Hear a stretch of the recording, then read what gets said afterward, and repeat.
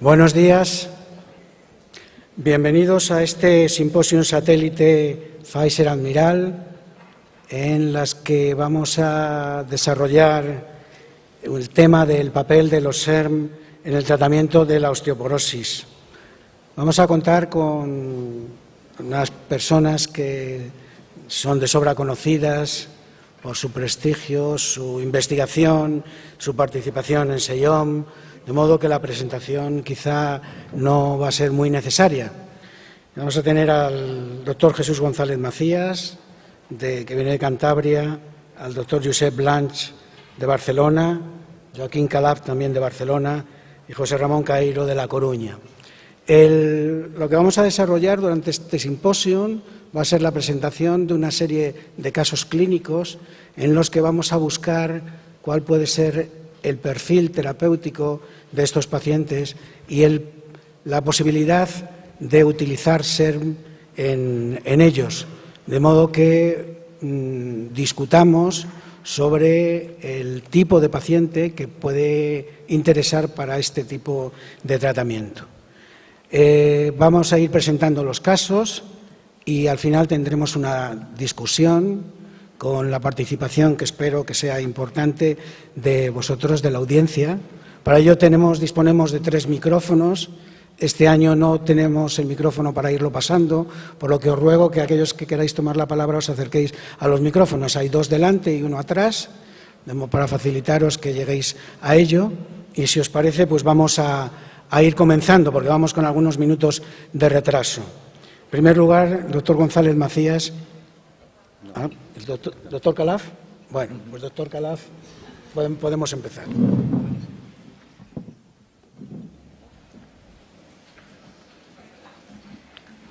Hola, buenos días.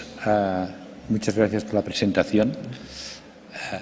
Es un honor estar en SEIOM siempre. Es un congreso, yo pienso, de un interés transversal y que tiene precisamente esta virtud de hacer converger a gente que nos ocupamos del hueso desde muchos ámbitos distintos. Y precisamente era mi intención hacer una especie de encuesta a mano alzada para ver quién pensaba que realmente la osteoporosis en la mujer era distinta que en el hombre. Obviamente, como para justificar mi presencia aquí siendo ginecólogo. Pero ya he sabido a tiempo que vienen ustedes en su mayoría de una sesión sobre osteoporosis en el varón, con lo cual la evidencia de que son osteoporosis que comparten toda una serie de virtudes, pero simultáneamente son distintas, para mí estaba ya preestablecida. Lo que sí que es muy importante, por una parte, es tener en cuenta que quien acaba rigiendo este hecho diferencial y que es esencial en la regulación de toda la fisiología de la mujer, no solo en el hueso, también en el aspecto cardiovascular, también en el aspecto oncológico, es el receptor de estrógeno. Es decir, aquí hay un código distinto que habilita a la mujer a poder aportar recursos para que se produzca de forma exitosa un acontecimiento tan importante como es el embarazo. Y, por lo tanto, en un mundo como el nuestro de sistemas de comunicación, este sistema de comunicación mediado por receptores de estrógenos es esencial y, por lo tanto, cualquier elemento que lo pueda manejar, lo veremos en esta sesión, lo veremos después, nos va a dar consecuencias, yo diría que prácticamente a todos los niveles. No existen prácticamente tejidos en la mujer no provistos de receptor de estrógeno. Por lo tanto, este primer caso, que yo no sé cómo vamos a hacer para que aparezca en pantalla, porque yo lo tengo en mi pantalla. ¿Se puede poner la presentación?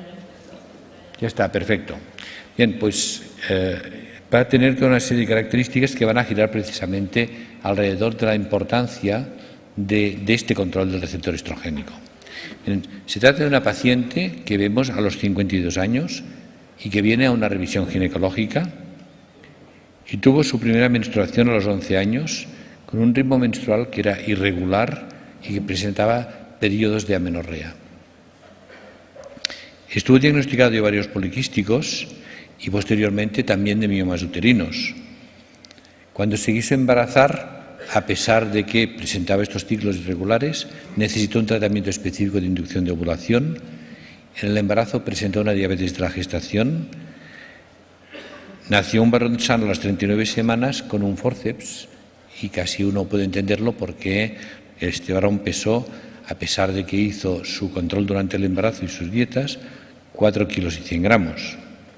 Presentó su última menstruación a los 47 años y tuvo una discreta sintomatología con alguna sofocación ocasional durante el primer año. Hace 2 meses nos contó que había resbalado en la cocina y que al caer se apoyó en el brazo y tuvo una fractura de coles en el brazo izquierdo, que era una fumadora de 25 cigarrillos cada día, que estaba siendo tratada por su hipertensión con una combinación de quinalapril y clortiazida y que además intentaba regular una dislipemia simplemente con dieta porque decía que ya pensaba que lo podría hacer. Su madre tiene 72 años y había presentado una neoplasia de colon con un carcinoma ductal infiltrante con receptores de estrógenos positivos a los 61, que se trató con una tumorectomía y vaciamiento axilar, quimioterapia e inhibidores de aromatasa y que estaba en este momento en remisión completa, que había presentado una fractura vertebral clínica y que le habían indicado un tratamiento con Aclasta.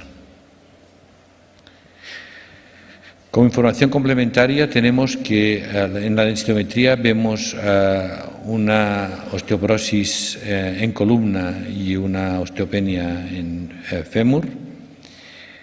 Antropométricamente pesaba 71 kilos, como corresponde un poco ya a su historia anterior, con una talla de 1,52 m, es decir, estamos en un límite de un índice de masa corporal de 29, un perímetro abdominal de 91. En la ecografía tenía un útero en situación indiferente con unos 9 centímetros de longitud y se veían nódulos fibromatosos, tampoco nada extraordinario, de 3 y 3 centímetros y medio y un grosor endometrial en el límite de 5 milímetros. Este es un caso que yo les diría que no es nada infrecuente en una consulta de ginecólogo, que se puede ver prácticamente todos los días.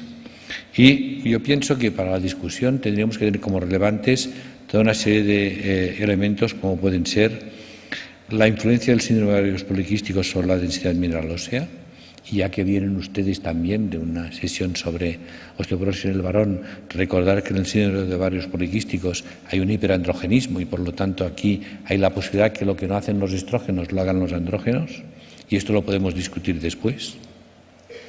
Tenemos que ver hasta qué punto la edad de menopausia, que es una edad que es anterior a la media de la población en 2 años, puede tener un impacto, un tabaquismo que está por encima del deseable y los antecedentes familiares aquí también obviamente cuentan, y cuentan también desde el punto de vista de otros factores o frentes de riesgo, es decir, un riesgo de adenocarcinoma de endometrio por una producción mantenida de estrógenos sin compensación con progesterona, y cuenta también desde el punto de vista de riesgo de cáncer de mama en una mujer cuya madre ha tenido un cáncer de mama con receptor de estrógeno positivo. Y en este conjunto nos aparece también una sospecha muy clara de desarrollo de síndrome metabólico, que es la amenaza de salud más importante que tiene esta mujer. Si entonces nos vamos, y esto siendo la primera presentación, tendremos otras más en que el concepto de secuencialidad se va a comentar, a cuáles son los elementos que tenemos para la decisión terapéutica, pues vemos que como mínimo en un listado podríamos poner el tratamiento hormonal, los bifosfonatos, SERMs, relato de estroncio, denosumab y finalmente, para que esté todo, teriparatida PTH. Pero yo les diría que prácticamente de los 5 primeros, cualquiera de ellos podría ser elegido, pero no cualquiera de ellos sería de elección. Y entonces, en la misma línea que lo habíamos comentado con el moderador, que es que ahora vamos a plantear una serie de puntos por los que se puede informar la toma de decisiones y en la discusión vamos a decidir cuál es este proceso de decisión. Yo les diría que yo no escogería el tratamiento hormonal en una mujer posmenopáusica asintomática. a pesar de que es el momento de recordar que en la mujer sintomática el tratamiento hormonal es una buena herramienta en una mujer de este perfil desde el punto de vista óseo. Probablemente en una mujer de esta edad no escogería los bifosfonatos pensando que tengo un recorrido por delante que puede ser importante. Y lo mismo ocurriría con el relato de estroncio y con el denosumab. Estamos pensando en una expectativa de vida, si tratamos bien el resto de problemas, de unos 20 años, y por tanto tenemos que pensar en tratamientos que podamos hacer de una forma sostenida. Si en cambio pongo en el otro partido de la balanza que esta mujer, por haber tenido un ovario poliquístico y por tanto haber estado en disovulación, tiene un alto riesgo de adenocarcinoma de endometrio que se expresa de alguna forma en un grosor endometrial de 5 milímetros. Si tengo en cuenta que está en una ventana de aparición de cáncer de mama receptor de estrógenos positivo, que además su madre ya ha producido en una edad similar o cercana, y pienso que su amenaza en estos momentos percibida se encuentra sobre todo a nivel vertebral, pienso que es un caso en el que para mí un SERM y un SERM que me brinde protección simultánea para mama, endometrio y hueso sería la mejor opción a corto plazo.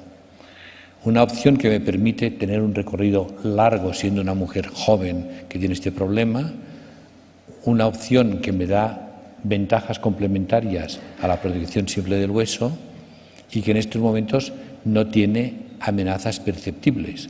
La única que se me podría plantear, la discutiremos después, es la trombosis venosa y de hecho estamos en el límite del sobrepeso, que sería la única situación que se podría percibir como de riesgo, porque el síndrome metabólico en mujer joven no necesariamente es una situación de riesgo para enfermedad trombótica venosa.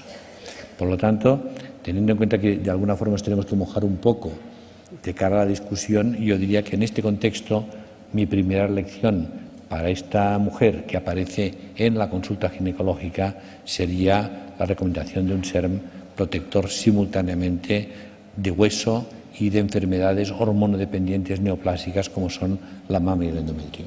Y pienso que con esto han sido los 5 minutos que tocaban y hemos introducido el caso suficientemente. Muy bien, muchas gracias. Si os parece, la discusión la hacemos al final para no alargar cada uno de los casos. Yo creo que es un perfil de mujer el que es interesante, en el que pues, puede tener un papel el tratamiento con SERM y que bueno, discutiremos posteriormente. El siguiente caso nos lo va a presentar el doctor González Macías. ¿La suya, doctor González Macías? También disponemos de 10 minutitos para la presentación. Sí. De acuerdo. Muchas gracias, en primer lugar, a Laboratorios Pfizer por su invitación. Estoy completamente seguro de que yo entendiera bien lo que tenía que hacer, porque me parece que he hecho un caso un poco más, por lo menos el desarrollo, un poco más complejo que el del doctor Calaf. Procuraré un poco de prisa para no entretenerme demasiado, aunque también mi idea es básicamente hacer algún comentario respecto al peso de los factores de riesgo y al perfil, al patrón terapéutico que cabe considerar en pacientes de este tipo. El caso que yo he elegido es una enferma que apareció por mi consulta de revisión pocos días después de que se me llamara para participar aquí. Me pareció que reunía suficientes características como para sacarle partido en la discusión. Una mujer de 65 años, a la que yo había visto por primera vez en consulta 2 años antes, que es cuando me lo habían enviado, y ella había sido diagnosticada de osteoporosis previamente por otro médico cuando tenía 56, es decir, unos 8 años aproximadamente antes. La habían diagnosticado porque tenía una T en columna lumbar de menos 4,25. En la información que me aportaba no constaban los datos de densitometría en cadera. Y la razón por la que le habían hecho la densitometría es porque a la enferma se le había efectuado una histerectomía con doble anesectomía a los 43 años. En el momento en que se diagnosticó la osteoporosis, es decir, unos, como digo, alrededor de 8 años antes de que la viera yo, el médico que hizo el diagnóstico había instaurado tratamiento con raloxifeno, calcio y vitamina D. En el momento en que hice yo la historia de la enferma, estaba básicamente asintomática, excepto por lo que se refería a algunas molestias dispépticas y a cefaleas frecuentes. Tenía una historia personal un poco cargada, como vemos, un episodio de litiasis renal, un diagnóstico de úlcera de estómago, un infarto agudo de miocardio, un diagnóstico de hipertensión arterial, otro de enfermedad fibroquística mamaria, y el hecho que ya he comentado de que había sufrido una histerectomía con doble anesectomía a los 43 años. Decía que a continuación le habían puesto unos parches de hormonas, pero no me sabía decir exactamente durante cuánto tiempo. Por lo que se refiere a los factores de riesgo habituales del FRAX no tenía antecedentes de fracturas, no había estado con tratamiento esteroideo, no había fumado, no bebía ni había bebido, no había estado diagnosticada de artritis reumatoide, era religiosa de clausura y el tratamiento que tenía en el momento en que yo la vi era valsartán, amlodipino, ácido acetil salicílico, raloxifeno y un comprimido con calcio y vitamina D. Los antecedentes familiares eran negativos desde el punto de vista de lo que nos interesa a nosotros ahora, para fracturas u osteoporosis sin fractura. En la exploración física era una mujer más bien baja, una talla de 1,42, pese a lo cual pesaba 62 kilos, de manera que tenía un índice de masa corporal alto, en 30,7.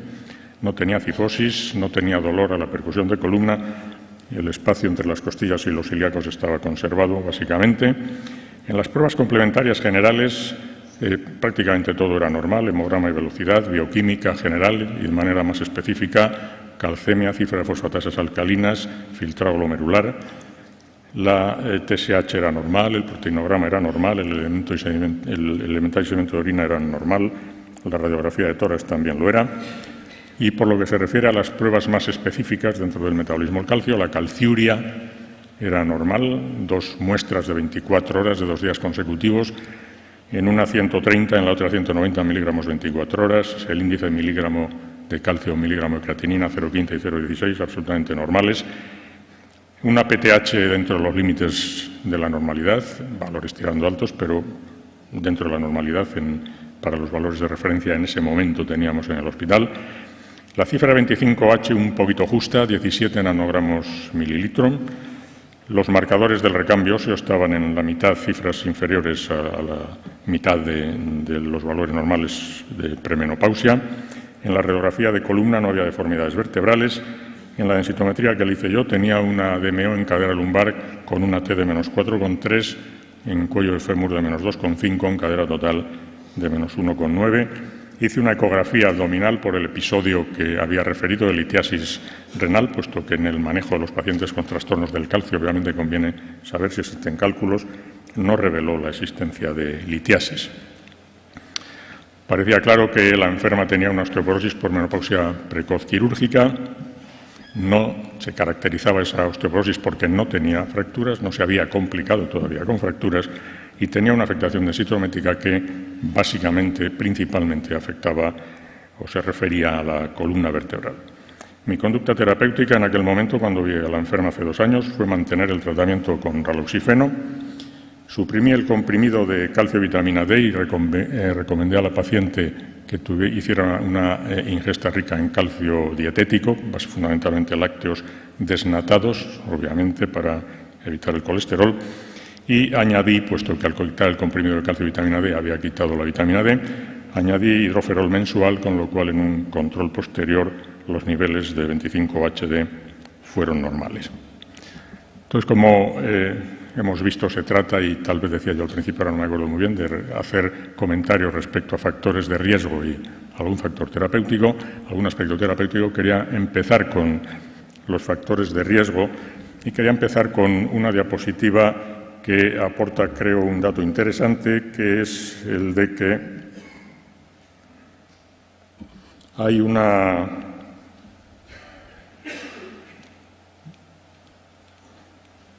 claramente se ve que hay una asociación entre la disminución del riesgo relativo, o del hazard ratio, en relación a la probabilidad de riesgo de fractura. Es decir, lo que pretendía básicamente este trabajo era ver si a medida que aumenta la probabilidad de fractura en una paciente, la eficacia del fármaco puede ser mayor. Existen básicamente 2 posibilidades: que la eficacia de un fármaco sea uniforme independientemente del riesgo de fractura que tenga un paciente, o que la eficacia aumente a medida que lo hace el riesgo. Entonces, en ordenadas tenemos la eficacia del fármaco, en hazard ratio, a medida que bajamos hay mayor eficacia, y tenemos en abscisas el riesgo valorado por el FRAX, y en concreto la probabilidad de fracturas mayores a 10 años. Y vemos como la línea gruesa, es que esto debería tener una forma de señalar, ¿no? Bueno, vemos como la línea gruesa va bajando, de manera que la eficacia del fármaco aumenta a medida que lo hace el riesgo. El otro lado interesante que tienen estas diapositivas, y que lo señalo con la cifra roja y la flecha, es que se observa que el límite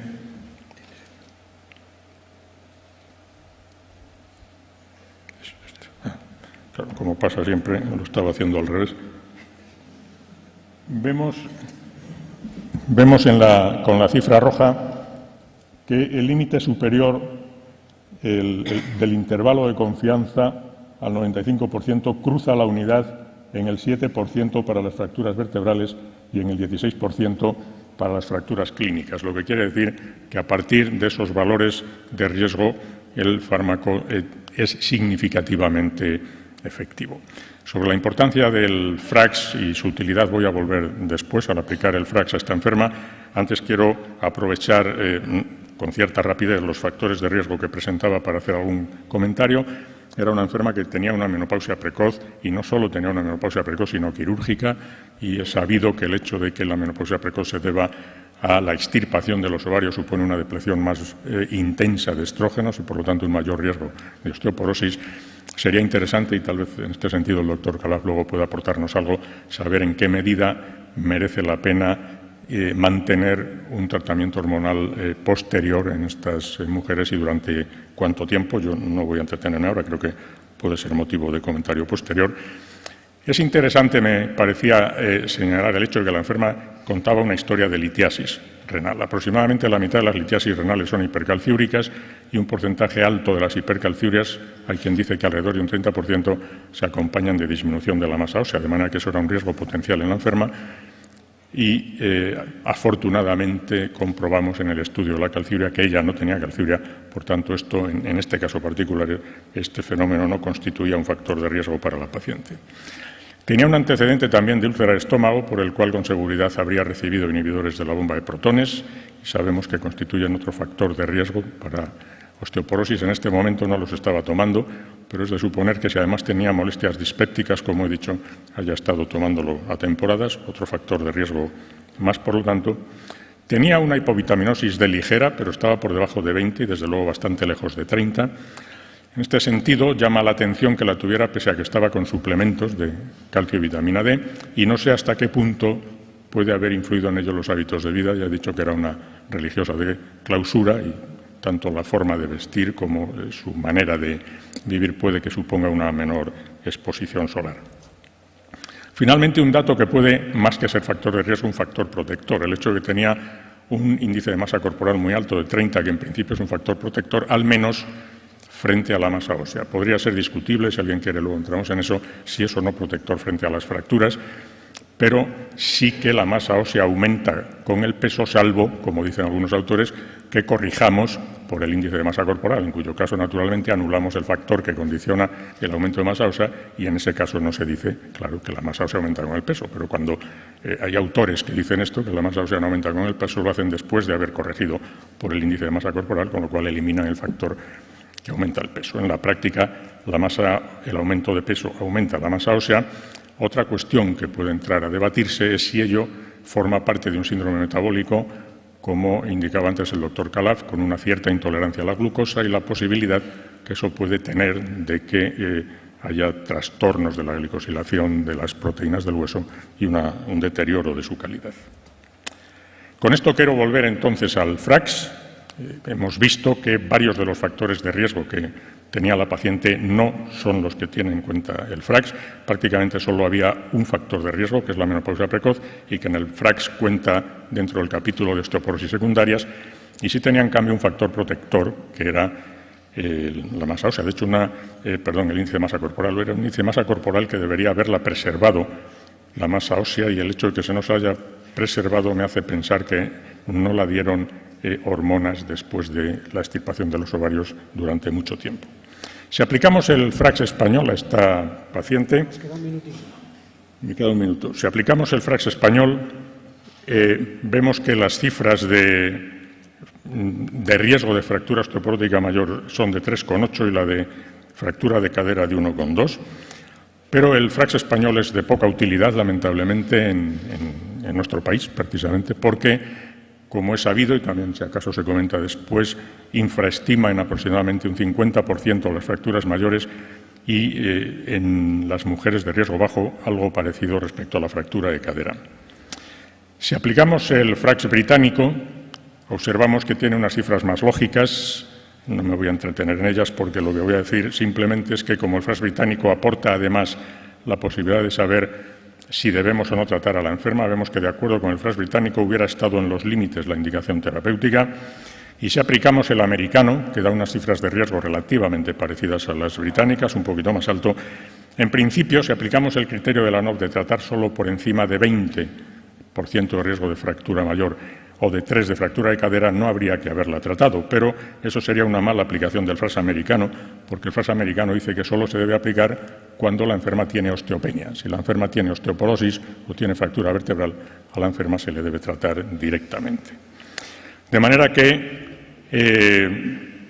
básicamente, quiero entonces concluir diciendo, reforzando la idea que decía el doctor Calat, de que empezar con un SERM, el tratamiento en una mujer joven, tiene la ventaja de que permite reservar para más tarde, sobre todo si la enferma tiene una esperanza de vida, como era este caso de 20, 20 y tantos años, reservar para más tarde, cuando el riesgo de fractura de cadera es mayor, fármacos que son potencialmente más peligrosos desde el punto de vista de efectos secundarios a largo plazo.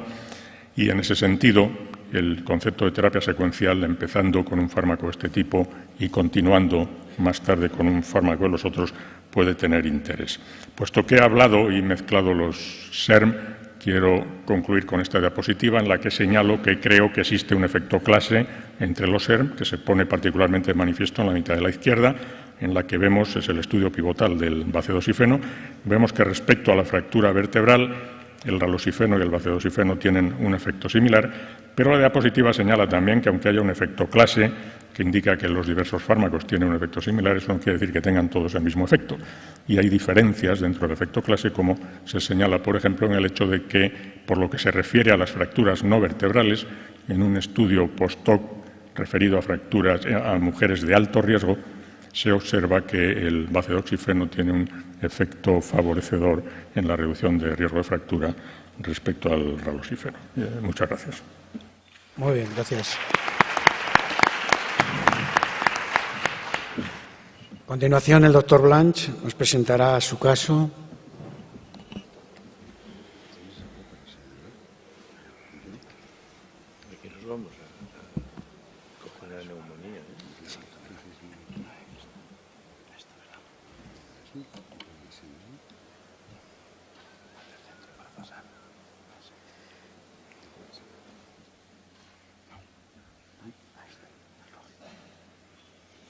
Muy bien. En primer lugar, agradecer al moderador de la mesa y a los laboratorios Pfizer la oportunidad que me han dado de presentar este caso. Te lo agradezco mucho, Javier, ¿no? Bueno, ya que Javier es mi amigo, pero cuando me dijo, tienes que presentar un caso de una paciente con fracturas vertebrales y que le tienes que decir que, a ver, que si, cómo podría un SERM utilizarse. Digo, vaya, con estos amigos que tengo no me hacen falta enemigos, ¿no? Pero bueno, bien, vamos a ver cómo lo defendemos. Bien, es una paciente que vi hace poco en la consulta. Es una mujer de 66 años que me enviaba el médico de cabecera porque tenía una densitometría con una puntuación el rango osteoporótico, en cuello de fémur de menos 3,1 y en columna lumbar de menos 2,6. Ella negaba haber sufrido fracturas, no había tenido ningún traumatismo importante a nivel de raquis y estaba completamente asintomática, ¿no? Como antecedentes patológicos destacaba que tenía una hernia de hiatos y una esofagitis, que estaba actualmente en tratamiento con omeprazol, Y también me explicaba que tenía colesteroles altos y que le habían recetado simvastatina. Como antecedentes ginecológicos, explicaba que había tenido la menarquia a los 12 años y una menopausia natural a los 52. En ese sentido no había ningún problema. Había tenido 3 hijos, no tenía antecedentes de fracturas osteoporóticas en su familia. Su madre no se había roto la cadera, su padre tampoco. Como antecedentes personales, hacía ejercicio físico 3 horitas a la semana, un gimnasia tipo aeróbic, y tenía una ingesta de calcio media. No tenía hábitos tóxicos, o menos los negaba. En cuanto a la exploración física, tenía una talla de 1,57 por un peso de 56, o sea, un índice de masa corporal bastante dentro de lo normal, una tensión arterial normal y una exploración por aparatos que fue anodina. En cuanto a las exploraciones complementarias que se le solicitó en su momento, todo era normal, los reactantes de fase aguda, hemograma, completamente normal, excepto que tenía un perfil lipídico con un colesterol total de 290, un colesterol LDL un poco alto de 220, un HLD de 50 y unos triglicéridos normales. Calcio, fósforo, PTH, vitamina D, marcadores bioquímicos de remodelado óseo, fosfatasa sacarinas de calcina en heteropéptidos normales y una calciuria de 24 horas que también era normal. Entonces le solicité una radiografía de columna lumbar, de perfil y dorsal. Y apareció un acuñamiento vertebral a nivel de 8. Volvimos a repetir la densitometría ya en nuestro centro y salió que tenía a nivel de columna lumbar una puntuación T de menos 2,6 y en cuello de fémur de menos 3,2. Calculé el FRAX español y me salió que tenía un riesgo para fractura mayor a los 10 años de un 14% y un riesgo de fractura de cadera a los 10 años de un 6,5%. O sea que era una paciente que tenía un riesgo moderado elevado de fractura según el FRAX. La orientación diagnóstica fue de una osteoporosis involutiva, posmenopausia senil, establecida con presencia de una fractura vertebral, eso sí, asintomática, no explicaba que había tenido clínica compatible con fractura y además tenía una dislipemia. Bueno, ¿cuál es el plan terapéutico aconsejable para esta paciente? ¿No? Muy probablemente todos pensaríamos que quizá dar un SERM, una paciente con fractura vertebral, aunque sea asintomática, quizá no, de entrada no sería lo primero que se nos ocurría, ¿no? Incluso si vamos a la guía de la SEOM, pues quizá diría que estarían indicados otros tratamientos antiosteoporóticos. Evidentemente, bifosfonatos orales en esta mujer con la contraindicación que tiene la presencia de esofagitis activa, pues no creo que jugaran un papel. Se podría plantear la alternativa de dar bifosfonatos endovenosos, zoledronate, quizá osteoformadores, PTH, molécula intacta o teriparatida, incluso denosumab, ¿no? Ranirato de estroncio y SERMs también. Y quizá voy a poner un poco más énfasis en esta opción, digo, una de las posibles opciones terapéuticas que tenemos, porque quizá no pensamos que también pueden jugar los SERMs un papel en este tipo de pacientes. Bueno, repasar un poco lo que tenemos en cuanto a bacidoxifeno, en cuanto a eficacia antifractura vertebral. Ha demostrado el bacidoxifeno que a los 3 años, estudio pivotal, el estudio de Silverman, se publicó en el 2008, reducía el número de fracturas vertebrales morfométricas a unas dosis de 20 miligramos al día, con una NNT de 56, con un intervalo de confianza que veis, comparado con placebo. O sea que parece que verdaderamente el bacidoxifeno sí que consigue una reducción de las fracturas vertebrales morfométricas. Hubo una extensión de este estudio a los 5 años y continuó demostrando eficacia en cuanto a la reducción de fractura vertebral morfométrica y con un perfil de seguridad muy aceptable. En cuanto a la eficacia de la antifractura no vertebral, en los estudios pivotales iniciales no consiguió resultados, ¿no? Pero en un análisis post-hoc, ahí hay el post-hoc, ¿no? Eso siempre es una losa que da debilidad, ¿no?, a los resultados, pero bueno, hay este análisis post-hoc que se realizó con el grupo que se había seguido durante 5 años. Había 1.300 mujeres aproximadamente con riesgo alto de fractura, fijaros con una puntuación de T igual o inferior a -3 en cuello de fémur, o la presencia de una o dos fracturas vertebrales de moderadas a severas o de 2 o más fracturas vertebrales moderadas en el inicio de estudio. En este subgrupo de pacientes, análisis post-hoc, bacedoxifeno demostró que reducía la incidencia de fracturas no vertebrales un 37% comparado con el placebo, a dosis de 20 miligramos, ¿no?, a los 4 años de seguimiento. O sea que parece que, según este análisis post-hoc, también el bacedoxifeno tendría una eficacia antifractura no vertebral, al menos en este subgrupo de pacientes con alto riesgo, o sea, con fracturas vertebrales y con una DEXA baja.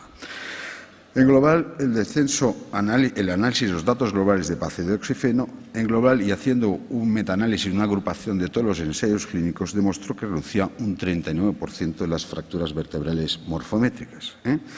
Incluso hay un estudio hecho por Canis que en un subgrupo de pacientes con un FRAX superior al 16%, que corresponde a un percentil 80 de la población, demostró una reducción de riesgo de todas las fracturas. Y también en este estudio de Canis se vio que a mayor riesgo de fractura, mayor eficacia presentaba el bacedoxifeno. Y en la misma línea hay otro estudio hecho por un grupo sueco que demuestra que el bacedoxifeno tiene un coste-efectividad en el tratamiento de la osteoporosis posmenopáusea, una ratio coste-efectividad, o sea, una forma de medir el coste-beneficio, que es verdaderamente importante. Y, sobre todo, este coste-efectividad se da más en una mujer relativamente mayor, con puntuaciones T inferiores a menos 2,5 y con una fractura vertebral.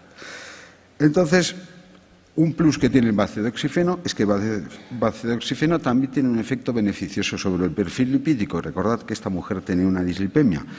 Bacedoxifeno ha demostrado que reduce significativamente el colesterol total, el colesterol LDL y aumenta el HDL. Y un efecto sobre los triglicéridos similar al placebo. Este efecto beneficioso sobre el perfil lipídico es independientemente de la edad y se ha demostrado tanto en los estudios de prevención como en los estudios de tratamiento de la osteoporosis. Por ello, una mujer, en este caso el de mi paciente, en este sentido, podría también el bacedoxifeno serle útil para el tratamiento, como lo que he dicho, un plus de su osteoporosis, y además trataríamos otra cosa que es la dislipemia. Por lo mencionado, creo que una de las posibilidades que se podrían plantear, y digo en condicional, como tratamiento de esta paciente, sería bacedoxifeno, porque ha demostrado eficacia antifractura vertebral, morfométrica, eficacia antifractura no vertebral, también decir con la consideración que es un análisis post-hoc, que es una paciente que se acerca mucho a ese perfil de mayor coste-beneficio, siguiendo el estudio de los suecos, que tiene un efecto beneficioso sobre la dislipemia y que al menos no tendría, en principio, esta señora contraindicaciones para usar bacedoxifeno. Por eso, puede ser una alternativa terapéutica que todos tenemos que tener en mente delante de una paciente de estas características, sin evidentemente menoscabar las otras opciones terapéuticas que se podrían plantear, como podrían ser osteoformadores, denosumab o incluso zoledronato endovenoso.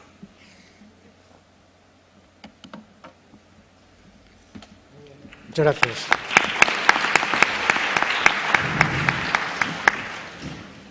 Y el cuarto caso, pues nos lo va a presentar el doctor Caeiro, que seguramente tendrá un perfil un poco más traumatológico. Efectivamente. Un segundito, por favor. Sí, ningún problema. ¿Esta? Sí. Efectivamente. Me toca cerrar con un caso clínico, efectivamente, con un perfil un poquito más traumatológico y que, de alguna manera, a mi entender, pudiera cerrar el círculo de los 4 casos clínicos que hemos presentado aquí.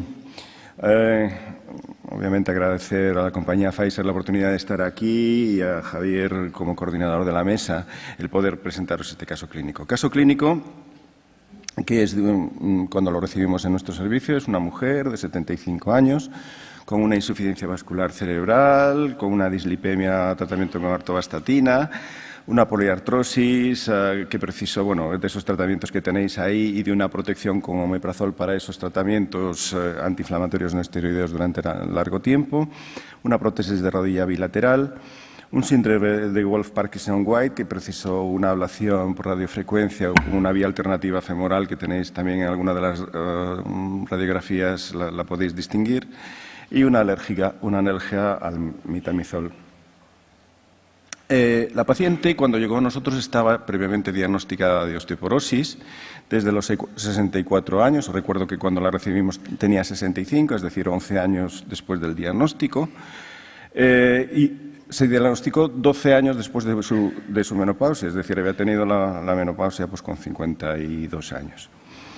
No tenía densitometría, el diagnóstico de osteoporosis se hizo clínico, no tenía densitometría, no tenía por historia clínica una constatación de una fractura osteoporótica previa de ninguna localización.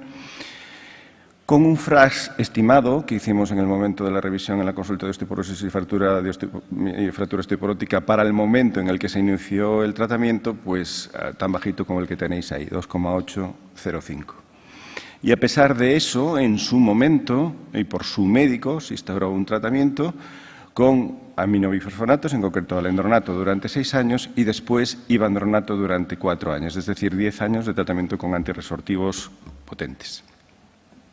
A nosotros nos acude inicialmente a la consulta general de trauma por un dolor 2 años antes del episodio actual, por presentar un dolor prodrómico de carácter no mecánico puramente dicho, a nivel del muslo, de unos 7 meses de evolución. Nuestros compañeros le piden una radiografía. Está bien informada porque, si os dais cuenta, el radiólogo identifica una artrosis a nivel lumbosacra, habla de una cosartrosis bilateral moderada, habla de signos de entesopatía a nivel de las alas ilíacas y trocánteres mayores, habla de la endoprótesis en la ilíaca derecha, con lo cual quiere decir que el radiólogo sí efectivamente miró la radiografía y la estudió, pero no se fijó en unas características que para mí son definitorias del caso, de esa situación. Esos engrosamientos corticales bilaterales, uno a nivel subtrocantérico, uno un poquito más bajo, medio diafisario, que ya aparecían en esa radiografía. Unos meses después, en concreto 3-4 meses después, presenta un traumatismo de baja energía a la paciente y ingresa en nuestro servicio con esta fractura subtrocantérica al mismo nivel de donde estaba ese engrosamiento subtrocantérico, con esa posible ya fractura de estrés asociada. Decidimos pues, el enclavado endomedular de esa fractura con un clavo sobrefresado, normalmente como hacemos, en concreto un gamma 3, y la paciente entra dentro del protocolo de fractura típica que tenemos estandarizado en nuestro servicio desde hace 3 años.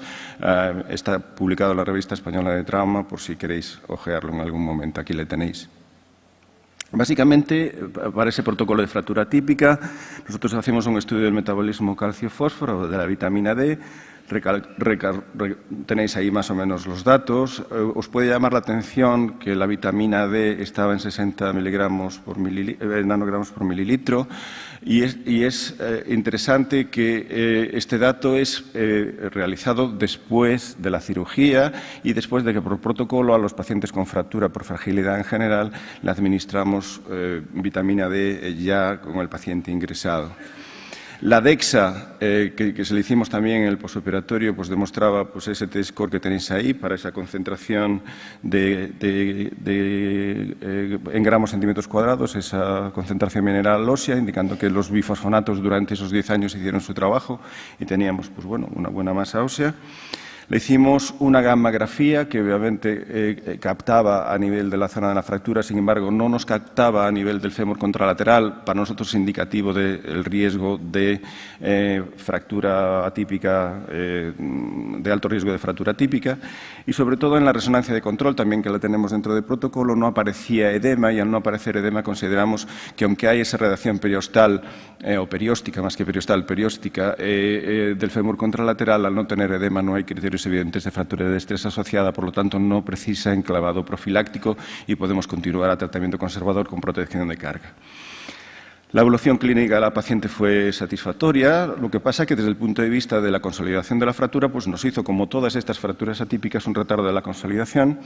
Hasta los 10 meses no conseguimos la consolidación completa, hubo que recurrir a cierta ayuda de la 134-PTH como complemento, en este caso, para el tratamiento de la ayuda a la consolidación de la fractura, y persistió, y sigue persistiendo en el momento actual, el engrosamiento cortical, como tenéis ahí reflejado, y cierto dolor a nivel de ese muslo. Pero en la resonancia de control sigue sin aparecer edema, con lo cual vamos a continuar en tratamiento conservador y revisión. Entonces, este caso clínico nos lleva a una serie de preguntas que después, si queréis, en la discusión nos metemos un poco más con ellas. Pero, obviamente, la primera de ellas es: ¿están estas fracturas atípicas que todo el mundo estamos ya aprendiendo a conocer desde hace unos años relacionadas con esa supresión severa del remodelado óseo, ese concepto inglés de SSPT, que ya han aparecido bastantes artículos en relación con ello? Bueno, pues os traigo a colación un artículo muy recientemente publicado por el grupo, lo firma como primer autor Tillina, pero es el grupo de Odivina, y los que sabéis, o los que habéis leído sobre fracturas atípicas, sabéis que Odivina fue uno de los primeros que publicó algunos de los casos, el grupo de Odivina, que publicó casos de fracturas atípicas. Y en ese trabajo publicado en la revista Bone, realmente analiza 4 grupos de pacientes: pacientes osteoporóticos, pacientes con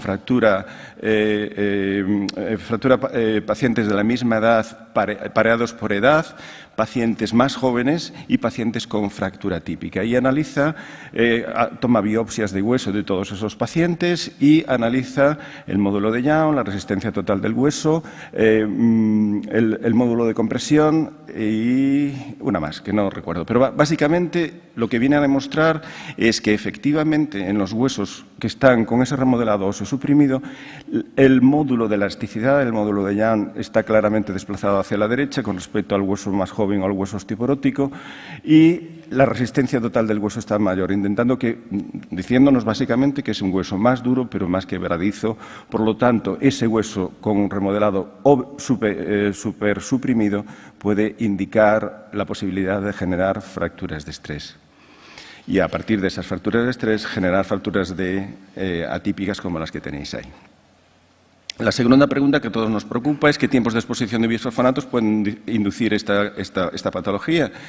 Y os vuelvo a traer un trabajo muy recientemente publicado de Meyer, pero en el grupo de Meyer vais a reconocer pues, ciertos autores también que vienen publicando sobre fracturas atípicas en estos últimos años. Y lo más importante es lo que está aquí reflejado en esta zona de aquí, que la duración de los bisfosfonatos, cuando son menores de 2 años, el riesgo está alrededor del 35, cuando está entre 2 y 5, 46, cuando está en 5 y 9, 117, y cuando está en más de 9 años, 175 de riesgo, posibilidades de desarrollar este tipo de fracturas.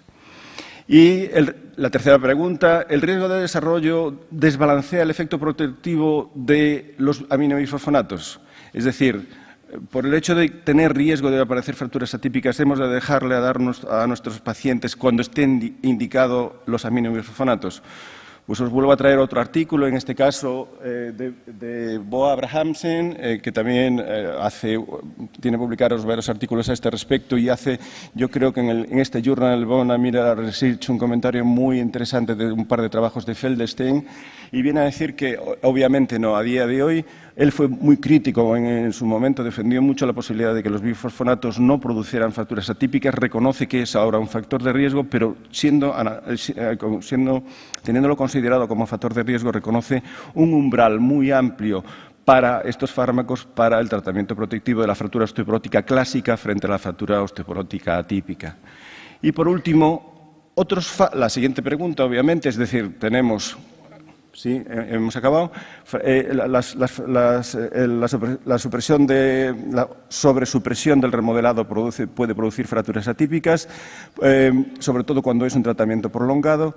Podemos utilizar estos fármacos con seguridad porque la ratio entre fractura clásica y fractura atípica pues está balanceado a la protección de las clásicas, pero debemos pensar que en determinadas situaciones otros fármacos con otros mecanismos de acción diferentes a los aminobifosfonatos pueden resultar más útiles. Y en este sentido, los SERMs, por su capacidad de agonista en el sentido de la masa ósea y mejorar la masa ósea y el bacilodosifeno, pues siendo el más importante a este nivel, y manteniendo la estructura trabecular y la estructura cortical de ese hueso, pues favorecer esa posibilidad de, en esos individuos, hacer tratamientos secuenciales que ya comentaba el doctor Calaf y teniéndola aquí, pues me he permitido utilizar una gráfica conocida, posicionando a estos fármacos a estos niveles, posiblemente en el momento en que se inició el tratamiento con aminobifosfonatos en esta paciente que os he presentado, a lo mejor ese SERMS hubiera sido una buena solución para ese paciente. Muchas gracias.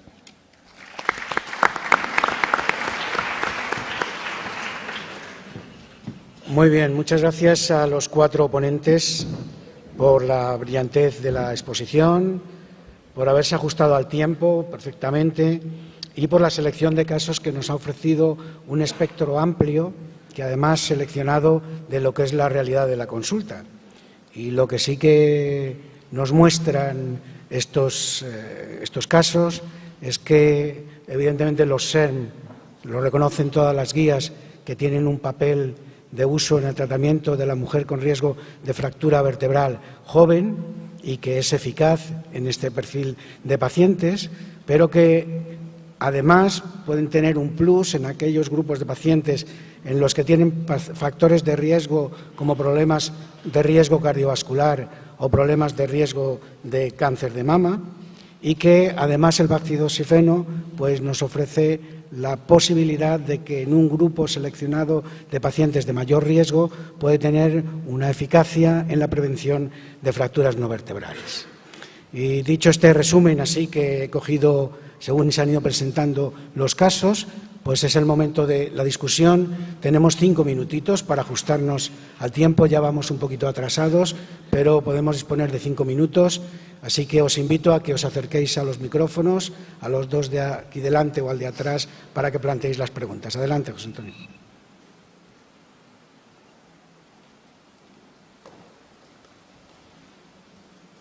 Bien, felicitar a la mesa por la elección de los casos que dan mucho juego. Quería hacer un breve comentario a cada uno, desde mi perspectiva de práctica clínica diaria. Al primer caso que ha presentado el doctor Calaf, pues nada que oponer. Yo creo que es un caso que se presta a administrar un SER como primera opción.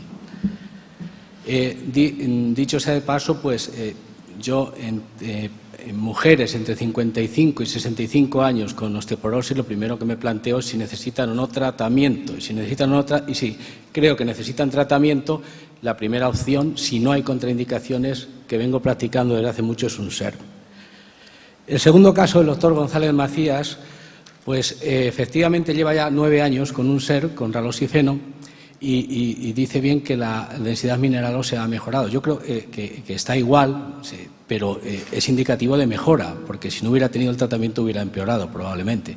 Entonces, lo único que me plantearía es que lleva 9 años y a ver hasta cuándo podemos, según la evidencia clínica, continuar con un SER, que eso nos lo van diciendo los estudios. Y obviamente el cambio de vitamina D ha sido muy beneficioso. El tercer caso, con el doctor Blanch, es una mujer de 66 años y yo creo que hay un punto discutible, que es el T-score en cadera. Una mujer de 66 años con un T-score en cadera de menos 3,2, hay que pensarse mucho el tratamiento. Yo no sé si está entre los antecedentes o me he perdido si ha tenido antecedentes familiares de fractura de cadera. No, vale. Y por último, el último caso, la paciente que ha hecho fracturas atípicas a los 75 años, bueno, pues es que no sabemos qué estábamos tratando previamente. Parece que no había densitometría, o sea, no había un fundamento conocido por lo menos para el tratamiento y no ha seguido un seguimiento correcto. Luego, a mi modo de entender, ha habido una utilización inadecuada de los bifosfonatos.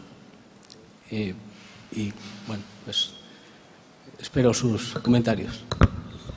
Pues muchas gracias, José Antonio, por permitirme comentar una de las diapositivas que he tenido que pasar a toda velocidad por la llamada de atención del presidente de la mesa. Justamente comentaba el aspecto que tú dices, que era lo que pensaba hacer con ella en el futuro. Mi idea, lo que explicaba en la diapositiva, es que puesto que la respuesta estaba siendo aceptable en el sentido de que mantenía la misma masa ósea, tenía unos marcadores que hacía 9 años, unos marcadores aceptables, no había tenido fractura, estaba todavía en una edad en la que tenía una perspectiva de vida larga, teóricamente 20-25 años, de manera que iba a tener tiempo para empezar a ser tratada con fármacos a los que empezamos a tener un poco de miedo de tener que tenerles durante mucho tiempo, ¿no? De manera que lo que decía en esa diapositiva es que mi idea era mantenerla un par de años más con el SER y luego cambiarla a uno de estos fármacos antirresortivos, que probablemente sería parenteral por los antecedentes digestivos que tenía. Gracias por la pregunta.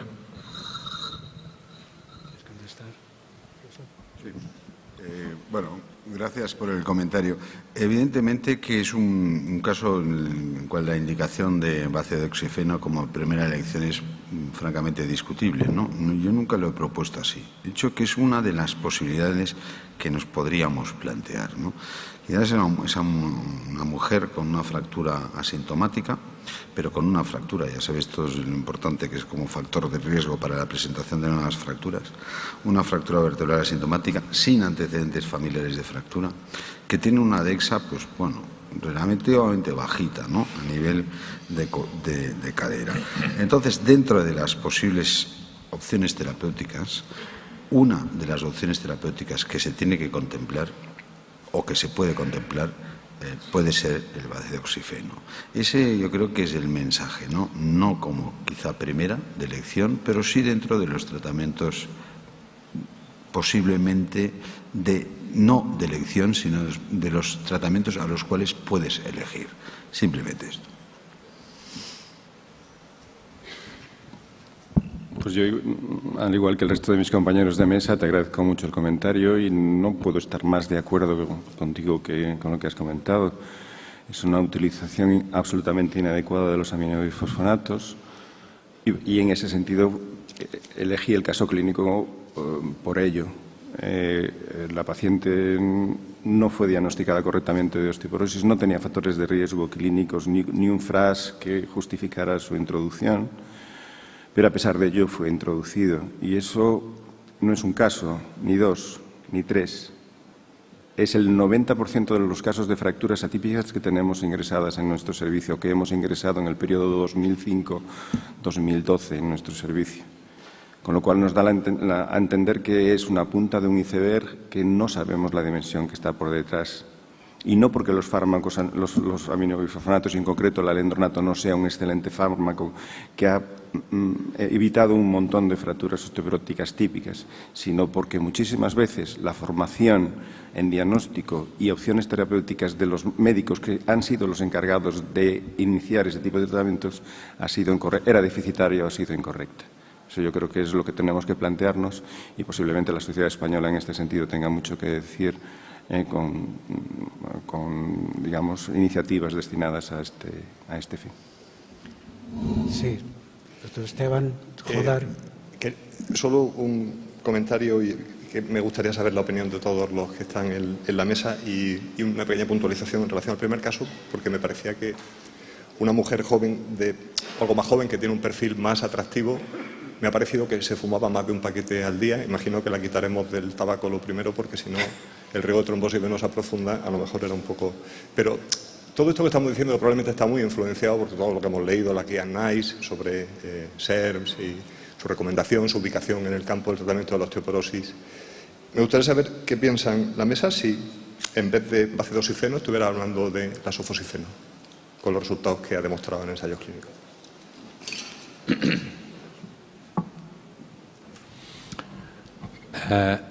Para mí el único elemento diferencial que hay entre base de oxígeno y la sofoxifeno es el endometrio. Y probablemente es un sesgo de ginecólogo, pero no es un sesgo menor.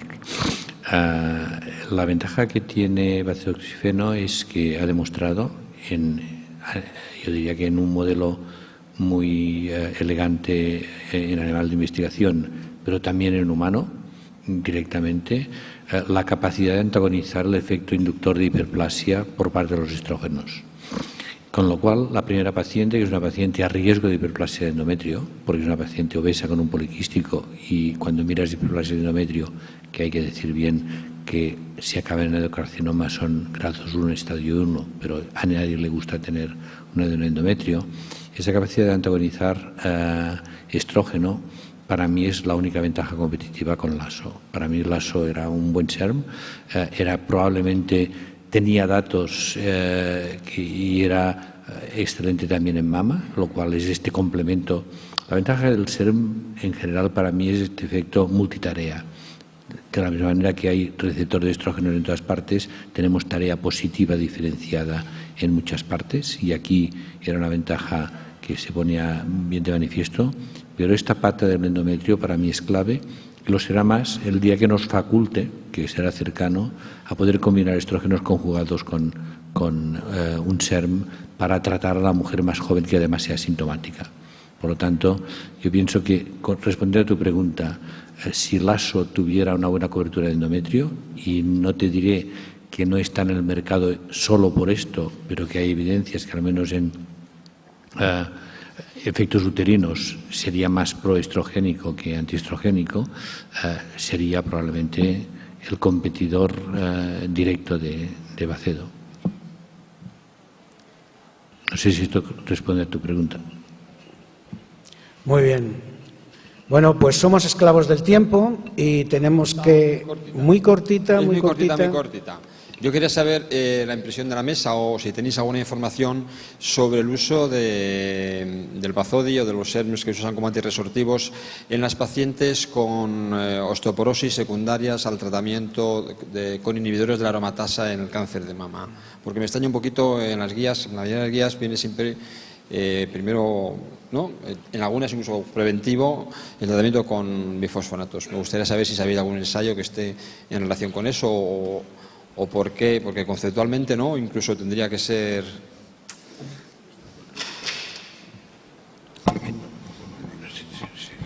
Los oncólogos son muy amantes de basarse en las evidencias y hacen que teman que los ginecólogos, que tenemos más tendencia a ir al monte, pasemos directamente de tamoxifeno, que ha demostrado eficacia en el aspecto de prevención o de nuevos primarios o de recidivas, a otros SERM que se perciben como más amables para el endometrio.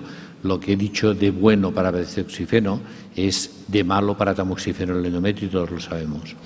Cuando el escenario es distinto, es decir, la paciente ha sido tratada con inhibidores de aromatasa previamente y está en una situación límite o ya en situación de pérdida de hueso y ha finalizado su tratamiento, no existe ninguna contraindicación para que se aplique un tratamiento con un SERM, que en este caso proteja simultáneamente el endometrio y que probablemente le protegerá la mama, versus un bifosfonato que, aunque puede haber evidencias indirectas de que podría hacerlo, no las hay directas de que lo haga.